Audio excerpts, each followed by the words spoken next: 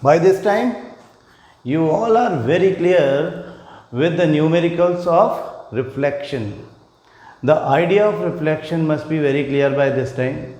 The laws of reflection, reflection by a plane mirror and spherical mirrors. Concave mirror, convex mirror किस तरह से image बनाते हैं, उन इमेजेस की क्या प्रॉपर्टीज़ होती है, कितना डिस्टेंस होता है ऑब्जेक्ट के कंपैरिजन में, उनका साइज़ क्या होता है, मिरर से मिरर के पीछे बनती हैं कि सामने बनती हैं, whether they can be projected on screen और नॉट, ये सब बातें अब तक हम सीख चुके। साथ ही मिरर फॉर्मूला भी सीख लिया, साइन कन्वेंशन भी सीख लिया, relationship between the 5 important physical quantities associated with the mirrors भी सीख लिया, यानी the focal length, the object distance from the mirror, the image distance from the mirror, the height of the object and height of the image. ये सब बातें हम सीख चुके, उनके बीच में इंटर रिलेशनशिप यूज़ किया हमने बाय मेकिंग द रे diagrams and solving the numericals. आज हम बात करेंगे रिफ्रैक्शन की। रिफ्रैक्शन और रिफ्लेक्शन, ये दो फिनोमेना हमको लाइट में पढ़ने थे, जिनमें से रिफ्लेक्शन हम पढ़ चुके, अभी रिफ्रैक्शन की बात करेंगे। तो जब हम रिफ्रैक्शन की बात करते हैं तो रिफ्रैक्शन का एक सिंपल मीनिंग है बेंडिंग ऑफ लाइट। हमारे सराउंडिंग्स में बहुत सारे इस तरह के फिनोमेना हैं जिनको हम देख सकते हैं कि ये हो रहा है बिकॉज ऑफ रिफ्रैक्शन। जैसे कि आप देखते हो कि if a pencil is placed inside a water tank or a tumbler filled with water, it appears to be bent. This is because of refraction. इसको बाद में हम एक्सप्लेन करेंगे क्यों ऐसा होता है। किसी कंटेनर में जब आप पानी भर देते हो तो उसका बॉटम थोड़ा सा अपेरेंटली रेज्ड पता चलता है, ऐसा लगता है थोड़ा सा ऊपर है। अगर हम इसके बॉटम पे कॉइन रख देंगे तो वो कॉइन अपनी एक्चुअल पोजीशन से थोड़ा सा ऊपर की तरफ दिखाई देता है अपेरेंटली। कोई फिश है किसी टैंक में तो वो थोड़ा सा अपेरेंटली ऊपर दिखाई देती है अपनी एक्चुअल पोजीशन से। या फिर किसी प्रिंटेड पेपर पर हम एक रेक्टेंगुलर ग्लास स्लैब रख दें। रेक्टेंगुलर ग्लास स्लैब क्या होता है, मैं दिखाता हूँ आपको। This is rectangular glass slab. ये स्लैब है, ट्रांसपेरेंट है, इसकी 2 सरफेसेस हैं, एक ऊपर है एक नीचे है, जो कि फ्लैट सरफेसेस, बड़ी सरफेसेस हैं। छोटी सरफेसेस 4 हैं इसके सब तरफ। ये इसकी एक सर्टेन थिकनेस भी है। ये अपनी एक पर्टिकुलर थिकनेस वाला एक स्लैब है जिसको रेक्टेंगुलर ग्लास स्लैब बोलते हैं। अगर हम इस स्लैब को किसी रिटन लेटर के ऊपर रख देंगे, जैसे ये स्लैब है, इसी चीज़ को बड़ा करके यहाँ पे दिखाया गया है, तो जो लिखा हुआ है that writing appears to be higher in the glass, मतलब कि थोड़ा सा ऊपर उठा हुआ दिखाई देता है। या फिर हम देखते हैं कि हमारे जो स्विमिंग पूल में हम देखते कि जो ऊपर से देखने पर जो इसका बॉटम होता है वो थोड़ा सा ऊपर पता चलता है हमको। अगर हम स्विमिंग पूल में एंटर करते हैं तो हमारी उम्मीद से ज़्यादा गहरा होता है वो, एक्चुअली हमें ऊपर से देखने पर वो कम गहरा दिखाई दे रहा होता है। ये सब बातें क्यों होती हैं? रिफ्रैक्शन एक्चुअली होता क्या है, रिफ्रैक्शन मोस्ट इम्पॉर्टेंटली होता क्यों है, ये सब बातें हम इस सेक्शन ऑफ द चैप्टर में पहले सीखेंगे। रिफ्रैक्शन से associated terminology that is refractive index, और उसके बाद में हम सीखेंगे कि स्फेरिकल लेंसेज क्या होते हैं और किस तरह से वो इमेजेस बनाते हैं। फिर उनका भी न्यूमेरिकल्स वैसे जैसे हमने रिफ्लेक्शन में सीखा था। तो देखो, जब हम बात कर रहे हैं क्या कि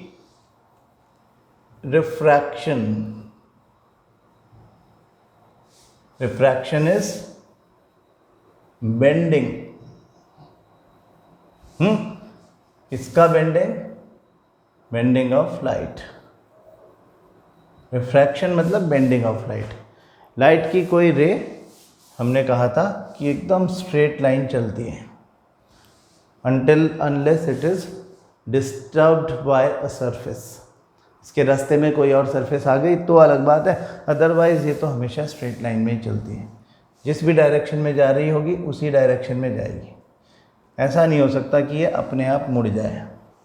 लेकिन अगर इनके रास्ते में कोई ट्रांसपेरेंट मीडियम आ जाए, जैसे कि ये ग्लास स्लैब था, ये अगर इनके रास्ते में आ जाए तो जब कोई दूसरा मीडियम इनके रास्ते में आ जाता है, मतलब जैसे एक ग्लास स्लैब है तो ग्लास स्लैब हम ये दिखाते हैं कि ये इस तरह की एक स्लैब है। स्लैब का एक साइड हम देखें और केवल इसको ड्रॉ कर लें, यहाँ पे ऐसे है तो ये, इसको वैसे हम ड्रॉ करेंगे तो थोड़ा यूं करके यूं करके यूं करके यूं करके ऐसा करके हम इसको ड्रॉ कर सकते हैं। हाँ, समझ जाओ बस आपकी क्या है। ऐसे। लेकिन हमें पीछे वाला जो इसकी जो 3 डायमेंशन जो चीज़ें हैं उसको हम एक बार इग्नोर कर देते हैं। We are only talking about this, है ना, हम केवल ये वाला साइड देख रहे हैं। तो ray of light when enters into it bends, ये अपना रास्ता बदल देती है। हाँ, यहाँ पर जब वो चल रही थी तो एयर में चल रही थी, जब वो इस ग्लास स्लैब में एंटर करी तो now it has started moving in another medium that is glass. We can say that when a ray of light enters from one medium to another medium, ये एक मीडियम है, ये दूसरा medium है। When a ray of light enters from one medium to another medium, it bends, it changes its direction, and this phenomena is known as refraction. तो refraction मतलब light का मुड़ जाना अपने रास्ते से, तब जब वो एक मीडियम से दूसरे मीडियम में एंटर कर रही हो। वो एक मीडियम से दूसरे मीडियम में एंटर करने के बाद अपना रास्ता बदलती है और फिर किसी और रास्ते चली जाती है। वो मीडियम दूसरा ग्लास ही हो और पहला एयर ही हो, ये ज़रूरी नहीं है। एयर में तो नॉर्मली हमारे चारों तरफ एयर है, तो हमारे आसपास जो रेज ऑफ लाइट चलती हैं वो एयर में चलती हैं, इसलिए हमने एयर का एग्जांपल ले लिया। यदि ये एयर है, यहाँ पे कोई और मीडियम है, वाटर है, हाँ, वाटर में भी रे ऑफ लाइट जाएगी तो वो इट विल बेंड, अपने रास्ते से भटक जाएगी। तो यहाँ हम ये समझने की कोशिश करेंगे इस चैप्टर में कि ये बेंडिंग क्यों होती है, रिफ्रैक्शन क्यों होता है, और रिफ्रैक्शन से क्या फ़र्क पड़ता है किसी ऑब्जेक्ट के अपीयरेंस में, उस ऑब्जेक्ट की इमेज जो हमारी आइज़ में बनती है उस पर क्या फ़र्क पड़ता है। हाँ, how we can use refraction, ये बेंडिंग ऑफ लाइट को हम किस तरह से यूज़ कर सकते हैं। हाँ, हम इसको हमारे विज़न किस तरह से इम्प्रूव कर सकते हैं, लेंसेज के क्या क्या यूजेस हैं, वो सब बातें इस चैप्टर में समझने की कोशिश करेंगे। तो सबसे पहले तो हम देखें कि जो ये बेंडिंग हो रही है ये होती क्यों है। सबसे पहले तो ये बात समझ लो आप, क्योंकि ये चीज़ आपकी बुक में लिखी हुई नहीं है बहुत क्लियरली, और इस वजह से हम सिर्फ उसको रट लेते हैं कि अच्छा ये जाएगी तो बेंड हो जाएगी। कुछ बेसिक टर्मिनोलॉजी भी पहले मैं आपको यहाँ पे डिस्कस करना चाहता हूँ। जैसे कि हमने कहा कि ये एक ग्लास स्लैब था, समझो ये ग्लास स्लैब है। ग्लास स्लैब तो पूरी ये है, इसके ऊपर वाला जो सरफेस है इसके एक तरफ एयर है और दूसरी तरफ ग्लास है, ठीक है, ऐसा ही है। तो इन दोनों मीडिया का देखो, ये एयर इज़ अ मीडियम, ये मीडियम वर्ड बहुत यूज़ करेंगे तो हम समझ लें, air is a medium, glass is another medium. यहाँ पे जैसे मैंने एयर को कह दिया मीडियम 1, ग्लास को कह दिया मीडियम 2, ठीक है। तो मीडियम ये एक है, ये दूसरा मीडियम है, दो मीडियम को एक साथ बोलते हैं तो मीडियम का प्लूरल है मीडिया, है ना। हम समझ जाए कोई भी बात जो भी लिखी हुई हमारी बुक में, वो बात हमें समझ में ना आए, ऐसा नहीं होना चाहिए। तो air is a medium, glass is another medium, इन दोनों को सेपरेट करने वाला ये सरफेस है जो हमारी ग्लास स्लैब का अपर सरफेस है। हाँ, ये हमारी ग्लास स्लैब है। एक रे ऑफ लाइट इसके ऊपर गिरेगी तो कैसे गिरेगी? हाँ, ऐसे। हाँ, ऑब्लिकली। अब आप सोचोगे कि ये ऑब्लिकली क्यों गिरा रहे हैं, ऐसे नहीं गिरती क्या? ऐसे भी गिरती है, लेकिन बताता हूँ क्या होता है। अभी आप ऑब्लिकली देखो, तो ये ऑब्लिकली अगर गिर रही है तो कहाँ गिरेगी? इस स्लैब की छत पे गिरेगी ना। तो इस सरफेस की बात हो रही है। ये जो मैं दिखा रहा हूँ, ये इस सरफेस की बात हो रही है। This is the surface which separates the two media, air and glass. Air और ग्लास को सेपरेट करने वाला ये सरफेस है। इसको हम सरफेस ऑफ इंटरफेस बोलते हैं। यानी ये जो लाइन है, ये इंटरफेस है दो मीडिया के बीच की। हाँ, इंटरफेस इज बेसिकली, या surface of interface is basically the border और बाउंड्री बिटवीन और separation line between the two media. मतलब उसके एक तरफ एक मीडियम है, दूसरी तरफ दूसरा मीडियम है। ठीक है। अब रे ऑफ लाइट जो है वो एयर से ग्लास में आई, तो जिस पॉइंट पर वो टकराती है on the surface of interface, उस पॉइंट को हम पॉइंट ऑफ इंसिडेंस बोलेंगे, वैसे जैसा मिरर में बोलते थे। हाँ, पॉइंट ऑफ इंसिडेंस। वहाँ पे सरफेस ऑफ रिफ्लेक्शन था, यहाँ पे सरफेस ऑफ इंटरफेस है। दो मीडिया को अलग करने वाला सरफेस है surface of interface. Point of incidence पर एक ऑब्लिकली आती हुई रे टकराई। इस रे को हम यहाँ भी वही बोलेंगे जो वहाँ बोलते थे, incident ray. Incident ray, point of incidence. अब पॉइंट ऑफ इंसिडेंस से एक परपेंडिकुलर ड्रॉ किया जाता है on the surface of interface, तो ये क्या बन जाएगा? Normal.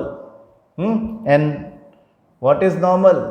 Normal is the perpendicular drawn on the surface of interface through the point of incidence. तो यहाँ पे अब क्या होगा? बेंडिंग हो जाएगी, क्योंकि एयर से वाटर में ये आया है, तो बेंडिंग होगी टुवर्ड्स द नॉर्मल। क्यों होगी ये अभी बात करते हैं, लेकिन ये बेंडिंग हो गई। तो देखो क्या हुआ बेंडिंग होने से, कि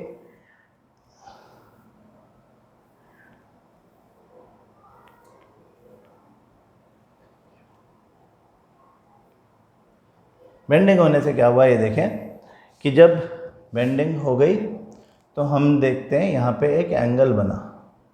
this is angle of incidence as usual, जैसा वहाँ था वैसे यहाँ पे ये एंगल ऑफ इंसिडेंस है। और इधर नॉर्मल के साथ रिफ्रैक्टेड रे का एंगल ऑफ रिफ्रैक्शन बना। इसको इंसिडेंट रे या इंसिडेंस रे बोलते हैं। इंसिडेंट रे कर लो इसका नाम, और इसको हम बोलते हैं रिफ्रैक्टेड रे। रिफ्रैक्टेड रे वो रे जो रिफ्रैक्शन होने के बाद दूसरे मीडियम में चल रही है, वो रिफ्रैक्टेड रे है। जो पहले मीडियम में, मीडियम 1 में चल रही है बिफोर रिफ्रैक्शन, बिफोर बेंडिंग, वो इंसिडेंट रे है। तो angle of incidence is again the angle formed by the normal with the incident ray, और angle formed by the incident ray with normal. Angle of refraction is again angle formed by the refracted ray with normal. और यहाँ पर ऐसा कोई law नहीं है कि angle I will be equal to angle R. No, यहाँ पे ऐसा कुछ भी नहीं है। इनफैक्ट ऐसी सिचुएशन में when it has bent towards the normal, angle I is greater than angle R, यानी this ray has bent towards the normal, तो ये वाला एंगल छोटा होगा इस एंगल से। ऐसा ही होगा, कॉमन सेंस की बात है। तो इंसिडेंट रे, रिफ्रैक्टेड रे, point of incidence, normal and surface of interface, ये बातें आपको समझ में आ जानी चाहिए। सरफेस ऑफ इंटरफेस के एक तरफ मीडियम 1, दूसरी तरफ मीडियम 2, मीडियम 1 मीडियम 2 कोई भी हो सकता है, मीडियम 1 एयर ही हो ये ज़रूरी नहीं है, ऐसा भी हो सकता है कि रे ऑफ लाइट ग्लास से एयर में जाए, जैसे कि हमारा स्लैब था ये, तो इसमें एंटर कर गई रे ऑफ लाइट, बेंड हो गई टुवर्ड्स नॉर्मल। अब यहाँ से दूसरा वाला जो सरफेस है, नीचे वाला सरफेस, मतलब हमारा स्लैब था तो हम कह रहे थे रे ऑफ लाइट ऐसे गई, अब जब इसमें घुस जाएगी बेंड होने के बाद में तो नीचे से निकलेगी भी तो सही। तो ये वाला जो सरफेस ऑफ इंटरफेस है, उस सरफेस ऑफ इंटरफेस के कंटेक्स्ट में अगर देखें, मतलब इसके इस वाले के कंटेक्स्ट में, नीचे वाले के कंटेक्स्ट में अगर हम देखें कि अगर ये सरफेस ऑफ इंटरफेस है तो यहाँ पर एक पॉइंट ऑफ इंसिडेंस होगा इसके लिए। अब ये इंसिडेंट रे जो रिफ्रैक्टेड रे है वो इंसिडेंट रे हो जाएगी फॉर दिस पॉइंट। यहाँ पे एक नॉर्मल बन जाएगा, एक perpendicular, that is normal to the point of, normal to the surface of interface drawn from the point of incidence, और फिर अब ये अवे फ्रॉम द नॉर्मल चला जाएगा। मीडियम 2 ग्लास है, ये वापस चला गया एयर में, फिर से मीडियम 1 में चला गया एयर, हाँ, air to glass to air, हाँ, यहाँ पर bending away from the normal भी हो रही है, तो कहीं तो bending away from the normal हो रही है, कहीं टुवर्ड्स द नॉर्मल हो रही है। ऐसा क्यों हो रहा है समझते हैं। ये सरफेस अगर, सरफेस ऑफ इंटरफेस अगर एयर और वाटर के बीच में, तब भी ऐसा ही कुछ हो रहा है। ये अगर वाटर और ग्लास के बीच में है तब भी बेंडिंग होगी। जब भी दो अलग अलग मीडिया किसी सरफेस ऑफ इंटरफेस के दो तरफ होंगे तो एक मीडियम से रे ऑफ लाइट जब आएगी दूसरे मीडियम में जाएगी, तो दूसरे मीडियम में जाते वक्त बेंडिंग टुवर्ड्स द नॉर्मल हो जाएगी। हाँ, वाटर से ग्लास में जाते वक्त बेंडिंग, अभी क्या है, वाटर से, वाटर और ग्लास का वैसा ही कुछ रिलेशन है जैसा एयर और ग्लास का या एयर और वाटर का था। हाँ, तो टुवर्ड्स द नॉर्मल बेंडिंग हो जाएगी। अगर ग्लास से वाटर में बेंडिंग हो तो बेंडिंग इस तरह से अवे फ्रॉम द नॉर्मल हो जाएगी। तो कहीं तो बेंडिंग टुवर्ड्स द नॉर्मल हो रही है, कहीं अवे फ्रॉम द नॉर्मल हो रही है। ऐसा क्यों हो रहा है ये समझने के लिए हम ये समझेंगे कि बेंडिंग होती क्यों है। हाँ, Y refraction, why a ray of light bends when it enters from one medium to another medium। तो देखो, जैसा कि हम मैटर पढ़ते समय समझते हैं कि हर किसी ऑब्जेक्ट की कोई ना कोई डेंसिटी होती है, उसको हम उसका मास डेंसिटी बोलते हैं। एंड मास डेंसिटी हमने 9th क्लास में पढ़ा था, is the ratio of the basically किसी ऑब्जेक्ट का वॉल्यूम, मतलब जितना जगह वो घेरता है, और मास मतलब जो उसका नेट कंटेंट है। ये दो चीज़ें भी आपने 9th क्लास में सीखी थी। तो हम कहते हैं कि मास अपॉन वॉल्यूम का जो रेशियो m/v है वही उसकी मास डेंसिटी है। यहाँ पे हम उसी तरह का एक वर्ड यूज़ करेंगे, optical density. Optical density actually किसी भी, हर मीडियम की अलग अलग होती है, और दो मीडिया अलग अलग ऑप्टिकल डेंसिटी के हिसाब से ही माने जाते हैं। अगर ऑप्टिकल डेंसिटी किसी भी दो मीडिया ए और बी की सेम होगी तो फिर वो दो मीडिया नहीं होंगे, वो एक ही मीडिया होगा, एक ही मीडियम होगा। हाँ, दो मीडिया नहीं होंगे। तो ऑप्टिकल डेंसिटी है क्या बेसिकली, यहाँ पे मास एंड वॉल्यूम के रेशियो की बात तो नहीं है, लेकिन ये ऑप्टिकल डेंसिटी बेसिकली हमें extent of bending of light in a given medium with respect to another medium बताता है। यानी जब किसी एक मीडियम x से दूसरे मीडियम y में रे ऑफ लाइट आएगी तो वो कितना बेंड होगी, द एक्सटेंट ऑफ रिफ्रैक्शन कितना होगा, उसके बारे में ऑप्टिकल डेंसिटी से पता चलता है। तो रिफ्रैक्शन क्यों होता है कि समझो ये एक रेक्टेंगुलर ग्लास स्लैब है, एक रे ऑफ लाइट या बीम ऑफ लाइट ऑब्लिकली इस पर गिरे। ठीक है,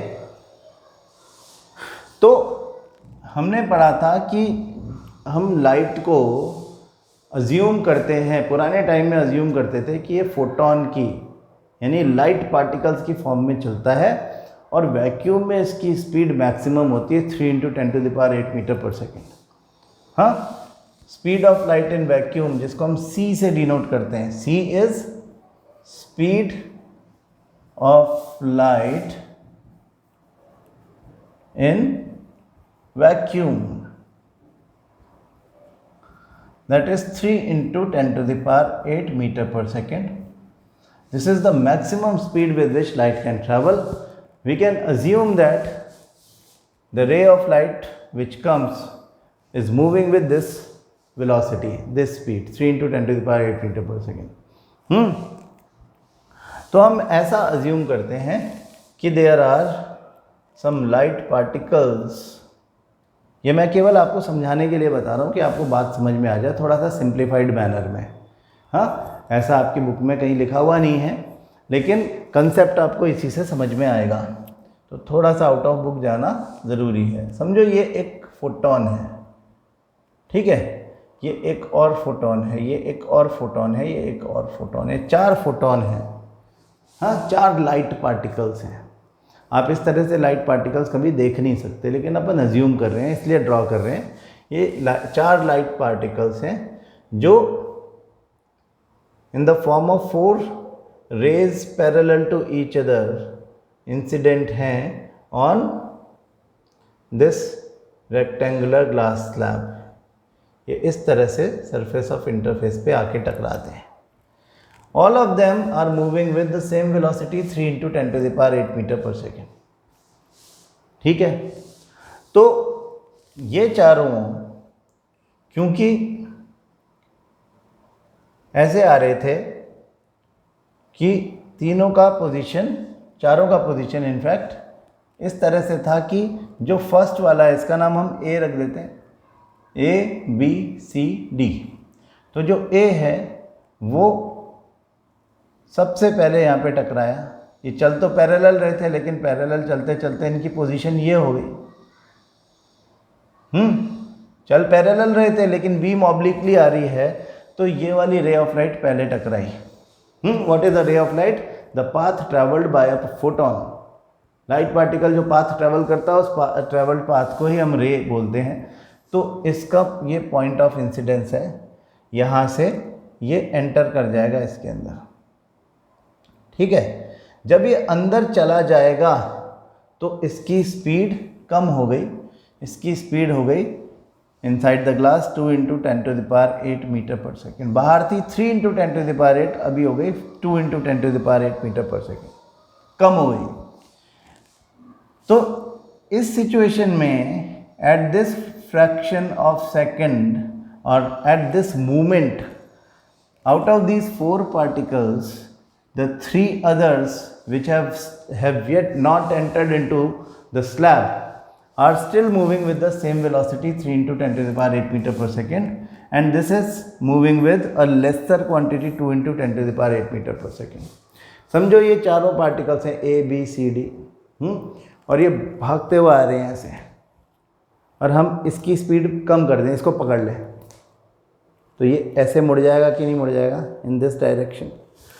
तो ये पूरा जो बीम है, या आप रे ऑफ लाइट बोल सकते हो, ये ऐसे मुड़ जाता है। नॉर्मल ड्रॉ कर रहे हैं तो हम कह सकते हैं towards the normal.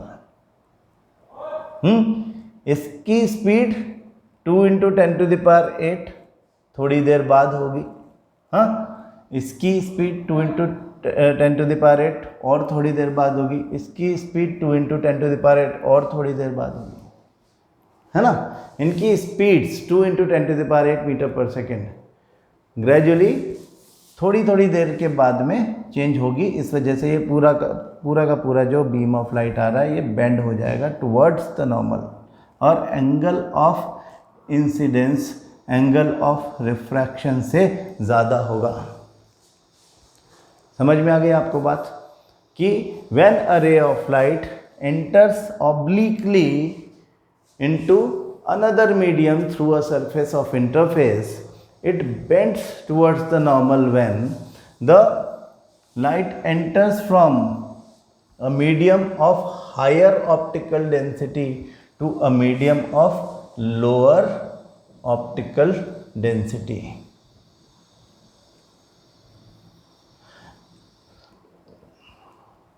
Higher optical density to lower optical density नहीं, उल्टा, lower optical density to higher optical density. इस हायर ऑप्टिकल डेंसिटी वाला मीडियम जो ग्लास है, इसको हम बोलेंगे डेंसर मीडियम. जिसकी डेंसिटी हायर हो उसको हम बोलते हैं डेंसर. Denser medium. जिसकी ऑप्टिकल डेंसिटी लोअर होती है उसको हम बोलते हैं रेयरर मीडियम. तो when a ray of light enters from rarer medium to denser medium obliquely, it bends towards the normal. अब आपको सोचना चाहिए कि हम obliquely पे इतना जोर क्यों दे रहे हैं. तो देखो, अगर ये obliquely नहीं गिरेगी तो ये सीधी निकल जाएगी विदाउट बेंडिंग. मतलब if a ray of light falls on the surface of interface perpendicularly 90 degree angle बना करके अगर गिरेगी इंसिडेंट रे, तो वो ऐसे के ऐसे नीचे चली जाएगी without bending. There will be no refraction. अब आप बोलोगे वाई? मीडियम 1 वही है, एयर मीडियम 2 भी वही है, ग्लास. फ़र्क सिर्फ ये है कि रे ऑफ लाइट जो है वो ऑब्लिकली ना गिर के परपेंडिकुलरली सरफेस ऑफ इंटरफेस पे गिर रही है. और अब हम देख रहे हैं कि देयर इज़ नो बेंडिंग. ऐसा क्यों हो रहा होगा? This is incident ray, this is point of incidence and this is 90 degree angle is normal. Can we say here that the incident ray is coming or falling on the surface of interface along the normal? ये along the normal आ रही है. हाँ, along the normal आएगी तो तभी 90 degree angle बनाएगी. ठीक है. और फिर ऑल द 4 पार्टिकल्स, जो हमने कहा कि 4 पार्टिकल्स आ रहे थे, चार पार्टिकल्स यहाँ भी बना दो, ये चारों एक दूसरे के बराबर है, तो चारों पार्टिकल्स एक साथ यहाँ पर पहुँचेंगे. हाँ, उसमें तो जो A था वो पहले पहुँच गया था, D था वो सबसे बाद में पहुँचा था, यहाँ पे चारों एक साथ पहुँचेंगे. चारों की स्पीड कम हो जाएगी फ्रॉम 3 × 10⁸ मीटर पर सेकेंड टू 2 × 10⁸ मीटर पर सेकेंड. लेकिन अब चारों की स्पीड जो है वो एक साथ कम होगी, इसलिए there will be no bending. जब कोई ray of light along the normal गिरती है on the surface of interface तो बेंडिंग नहीं होती है. रीज़न आपको पता चल गया. हाँ, बेंडिंग क्यों होती है? जब ऑब्लिक रे ऑफ लाइट गिरती है तो अलग अलग रेज ऑफ लाइट जो कि पैरेलल टू ईच अदर आ रही हैं, उनकी स्पीड अलग अलग फ्रैक्शन ऑफ सेकंड पे चेंज होती है. और फिर स्पीड अगर कम हो जाती है तो वो बेंडिंग टुवर्ड्स द नॉर्मल हो जाती है. स्पीड कम क्यों हुई? क्योंकि वो ज़्यादा डेंसिटी वाले, हायर ऑप्टिकल डेंसिटी वाले मीडियम में चला गया, डेंसर मीडियम में चला गया. रेयरर मीडियम से डेंसर मीडियम में चला गया. जब वो रेयरर मीडियम से डेंसर मीडियम में जाता है तो बेंडिंग टुवर्ड्स द नॉर्मल हो जाती है. तो फिर जब वो डेंसर मीडियम से रेयरर मीडियम में जाएगा तब क्या होगा? इस स्लैब में ये इंसिडेंट रे है और ये बेंड हो गई है. अब ये बाहर जाती है तो अवे फ्रॉम द नॉर्मल जाएगी, ऐसा हमने बोला था. तो ऐसा क्यों होता है? हाँ, मेरे ख्याल से अब आपके लिए समझना कंपैरेटिवली आसान होगा. यही चारों जब अंदर आ गए ABCD A B C D, जब अंदर आ गए तो ऐसे ही चल रहे हैं पैरेलल। जो सबसे पहले एंटर किया था वही फोटोन सबसे पहले बाहर निकलेगा। हाँ, अब ये एक सिचुएशन है जिसमें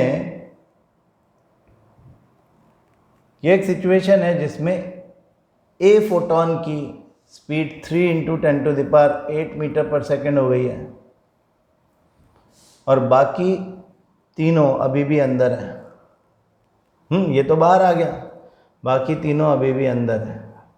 दे are still moving with 2 × 10⁸ metre पर सेकेंड। तो क्या हो रहा है, इस वाले की स्पीड बढ़ गई तो ये तेज चलेगा, बाकी तीनों धीमे चलेंगे, बाद में बाहर निकलेंगे। और अब बेंडिंग इस तरफ होगी, अब बेंडिंग इस तरफ होगी, like this, away from the normal. If this is the normal, this time the bending is away from the normal. In the case of rectangular glass slab हम कह रहे थे ये एंगल ऑफ इंसिडेंस, ये angle of refraction. इस तरह से बाहर जाने वाली रे को हम इमर्जेंट रे बोलते हैं। ये जो रे बाहर निकली है, ये जो रे यहाँ पे बाहर निकली है, इसको हम बोलते हैं इमर्जेंट रे। वो रे जो इमर्ज हुई हो, बाहर निकली हो, तो ये एंगल ऑफ इमर्जेंस होता है, angle E, angle of emergence. Rectangular glass slab के केस में याद रखो, angle of incidence and angle of emergence हमेशा बराबर होते हैं। Angle I is always equal to angle of emergence. ऐसा क्यों होता है? Because both the surfaces of incidence, एक यहाँ पे है, एक नीचे है, both the surfaces of incidence जो हैं they are parallel to each other. तो ये एंगल और ये एंगल हमेशा बराबर होंगे। एंड एंगल आर जो होगा, angle R is always smaller than angle I. हाँ, एंगल आर जो है वो एंगल ई से भी और एंगल आर से भी, एंगल आई से भी, दोनों से छोटा होगा। तो आपको ये बात जो हमने अभी बताई कि ये रिफ्रैक्शन होता क्यों है, बेंडिंग होती ही क्यों है? बेंडिंग इसलिए होती है क्योंकि स्पीड ऑफ लाइट चेंज हो जाती है। जब स्पीड ऑफ लाइट चेंज हो जाएगी तो इस वजह से बेंडिंग हो जाएगी कि अलग अलग लाइट के पार्टिकल्स जो होंगे वो अलग अलग स्पीड से चलने लग जाएंगे। जो दूसरे मीडियम में गया उसकी स्पीड कुछ और, जो पहले मीडियम में रह गए उनकी स्पीड कुछ और। इस रिफ्रैक्शन के फिनोमेना से हम वो सारी बातें समझा सकते हैं जो हमने अभी थोड़ी देर पहले देखी थी। जैसे कि हम कह रहे हैं कि यहाँ पर एक पेंसिल है जिसको ऑब्लिकली हमने रख दिया है यहाँ पर inside a container filled with water. तो इस पेंसिल को हम देख रहे हैं आउट ऑफ द वाटर। हमारी आईज जो है वो आउट ऑफ वाटर है ऑफ कोर्स, और we can see very clearly कि ये टेढ़ा दिख रहा है। क्यों टेढ़ा दिख रहा है? फ्रॉम एनी पॉइंट दो रेज ऑफ लाइट निकाली, ये दोनों इंसिडेंट रेज वाटर में चल रही हैं। This is the surface of interface, this is the surface of interface. यहाँ पे आप एक नॉर्मल ये और एक नॉर्मल ये ड्रॉ कर सकते हो दो रेज के लिए, और ये अवे फ्रॉम द नॉर्मल जाएंगी क्योंकि अभी ये डेंसर मीडियम है, एयर रेयरर मीडियम है। डेंसर मीडियम से रेयरर मीडियम में जब रे ऑफ लाइट जाती है तो bending away from the normal हो जाती है। तो away from the normal bending यहाँ पे हमको दिख रही है, और ये जब हमारी आई में पहुँचेंगे तो हमारी आई के रेटिना पर इमेज बन जाएगी इस पॉइंट की। ये किसी भी एक पॉइंट से निकाला है। ये पॉइंट जो है, जो हमारी आई को, ये जो पॉइंट है, ये इसको बैकवर्ड प्रोजेक्ट करने के बाद यहाँ पर अपरेंट इंटरसेक्शन हो रहा है। अपरेंट इंटरसेक्शन से एक virtual position of this point, जो कि एक्चुअली यहाँ पे है, this is the actual position of the pencil and this is the apparent position, जो कि apparent intersection of the refracted rays जब उनको प्रोजेक्ट बिहाइंड किया तो यहाँ पर दिखाई देता है। तो apparent position, apparent position of the object is actually the virtual image formed inside that medium, जहाँ पर जिसकी वजह से रिफ्रैक्शन हो रहा है। हाँ, वहाँ से एयर में जब ये आया तब बेंडिंग हुई, तो एयर में बेंडिंग हुई इस तरह से कि हमारी आई को ये ऑब्जेक्ट यहाँ के बजाय यहाँ दिखाई देता है। This apparent position of the tip of the pencil, the other tip of the pencil is actually the cause of this bending, क्योंकि जब हमारी आई उस अपर पार्ट को देखती है तो वहाँ से भी इस तरह से दो रेज ऑफ लाइट आई होंगी हमारी आईज में, लेकिन वो सेम मीडियम में ट्रेवल करी थी तो कोई बेंडिंग नहीं हो रही। पेंसिल के अपर पार्ट के लिए रिफ्रैक्शन हो नहीं रहा, बिकॉज जो रेज ऑफ लाइट हैं जो उस अपर पार्ट से अबव द वाटर वाले पार्ट से हमारी आइज़ तक पहुंच रही हैं, वो विदाउट रिफ्रैक्शन हमारी आइज़ तक पहुंच रही हैं। हाँ, जबकि लोअर पार्ट से जो रेज ऑफ लाइट निकल रही हैं वो आफ्टर रिफ्रैक्शन हमारी आइज़ तक पहुंच रही हैं। तो लोअर पार्ट की पोजीशन कुछ एलिवेटेड होगी, कुछ अपरेंट होगी, और बाकी जो बाहर है उसकी पोजीशन वही होगी जो एक्चुअली है। हाँ, तो हमारी आई जो है वो इन दोनों पार्ट्स को इस तरह से देखती है कि हमें पेंसिल बेंट दिखाई देती है, यानी वाटर के नीचे जो ये वाला पोर्शन है जो एक्चुअल है वो तो हमको नहीं दिखाई देता, उसका एक वर्चुअल इमेज हमको दिखाई देता है जिसकी वजह से ये बेंट दिखाई देती है। और भी बातें हम समझ सकते हैं इससे कि अगर आपने एक कॉइन रख दिया या ये एक फ़िश है इनसाइड अ टैंक, तो वैसे ही आप समझ सकते हो कि फिश से एक रे ऑफ लाइट निकल के गई है।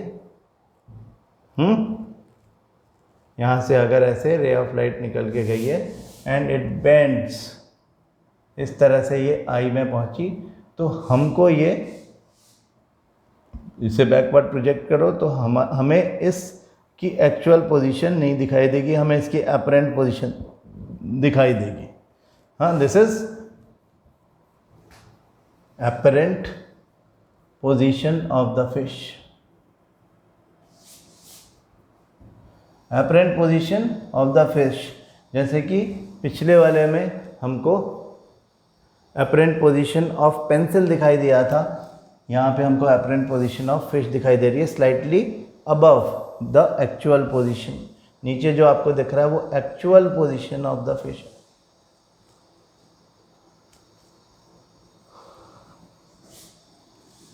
ठीक है, और देखें, the writing appears to be higher in the glass.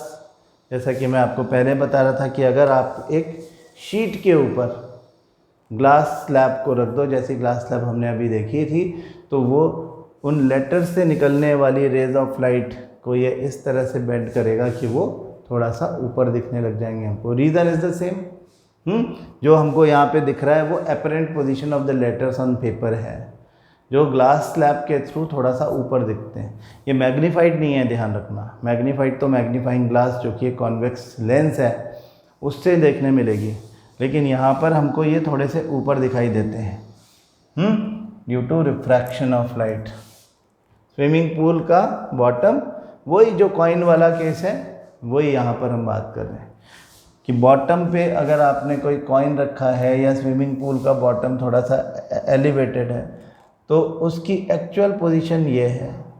यहाँ से एक रे ऑफ लाइट आप निकाल के ले गए, हाँ, जब सरफेस ऑफ इंटरफेस आएगा तो it will move away from the normal. इसको यहाँ से एक सीधा भी ले गए तो ये उसी रास्ते, मतलब अलोंग द नॉर्मल ही जा रही है तो सीधी चली जाएगी। और इनका एक अपरेंट इंटरसेक्शन, वहाँ से एक बैकवर्ड प्रोजेक्शन, यहाँ से एक बैकवर्ड प्रोजेक्शन, अपरेंट पोजीशन जो होगी वो अपरेंट इंटरसेक्शन की वजह से हमको दिखाई देगी। तो इसका बॉटम जो है वो इतना ही दिखाई देगा। हाँ, किसी कंटेनर में हमको लगेगा एक्चुअल डेप्थ तो ये है, रियल डेप्थ और एक्चुअल डेप्थ तो ये है, लेकिन अपरेंट डेप्थ जो है वो कम हो जाएगी। फिजिकली अपरेंट डेप्थ और रियल डेप्थ में क्या फ़र्क है और how it is dependent on a medium, ये बात हम आगे आने वाली क्लासेस में सीखेंगे कि अपरेंट डेप्थ कैसे निकाली जाए। अगर हमको कोई स्विमिंग पूल की एक्चुअल डेप्थ पता है और लेकिन हम उसके बाहर खड़े होकर के उसे देख रहे हैं और हमको क्लियरली दिख रहा है कि वो थोड़ी उठी हुई है, तो वो कितनी उठी हुई दिख रही है, ये हमें कैसे पता चलेगा? ये सब जवाब हमारे न्यूमेरिकल्स में है। हालांकि अपरेंट डेप्थ निकालने वाला न्यूमेरिकल आपके सिलेबस का पार्ट तो नहीं है, लेकिन फिर भी हम सीखने के लिए सीख लेंगे उसको, क्योंकि बहुत छोटी सी बात है। तो हम ये कह रहे थे कि रिफ्रैक्शन जो है that occurs because of the relative speeds of light from one medium to another medium. जब एक मीडियम से दूसरे मीडियम में रे ऑफ लाइट जाती है तो उसकी स्पीड में कुछ फ़र्क आ जाता है। उसकी स्पीड या तो कम हो जाती है या तो ज़्यादा हो जाती है। जब एक रेयरर मीडियम यानी कम ऑप्टिकल डेंसिटी वाले मीडियम से ज़्यादा ऑप्टिकल डेंसिटी वाले मीडियम में रे ऑफ लाइट एंटर करती है तो वो बेंड होती है टुवर्ड्स द नॉर्मल, और जब वो ज़्यादा ऑप्टिकल डेंसिटी वाले यानी डेंसर मीडियम से कम ऑप्टिकल डेंसिटी वाले मीडियम में एंटर करती है तो it bends away from the normal, क्योंकि यहाँ पर उसकी वेलोसिटी बढ़ जाती है। हाँ, जब वेलोसिटी कम होगी while entering into a medium तो बेंडिंग होगी टुवर्ड्स द नॉर्मल। जब स्पीड ऑफ लाइट या वेलोसिटी ऑफ लाइट बढ़ जाएगी while entering into the other medium तो फिर bending will be away from the normal. कैसे होगा ये हमने फोटॉन्स के एग्जांपल से समझाया है, तो आई होप आपको बात समझ में आ गई होगी।